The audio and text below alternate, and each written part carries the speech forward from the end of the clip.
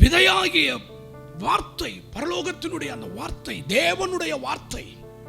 ஆதியிலே வார்த்தை இருந்தது, அந்த வார்த்தை தேவனாய் இருந்தது, அந்த வார்த்தை தேவனிடத்தில் இருந்தது. இந்த மீதியானியர்கள் வருவாங்களா, வந்து என்ன பண்ணுவாங்களா, விளைச்சலை எல்லாம் கெடுத்து போட்டுருவாங்களா, கெடுத்து போட்டுருவாங்களா. இன்னைக்கு நம்ம ஊர்ல கூட பாருங்களேன், நம்ம ஊர்ல கூட பாருங்களேன், கர்த்தருடைய வார்த்தை, விதைக்கப்பட்டிருக்கிற வார்த்தை இன்னைக்கு பாத்தீங்கன்னா, நல்லா நீங்க கவனிச்சு பாத்தீங்கன்னா, இந்த கர்த்தருடைய வார்த்தை இன்னைக்கு அநேகரால கெடுக்கப்படுது. அநேகரால விளைச்சல் என்ன ஆகுதுன்னா நசுக்கப்படுது, விளைச்சல்கள் கெடுக்கப்படுகிறது. கர்த்தருடைய வார்த்தை, துப்புரவான வார்த்தை, பரிசுத்தம் உள்ள அந்த வார்த்தை என்ன ஆகுது, கெடுக்கப்படுது.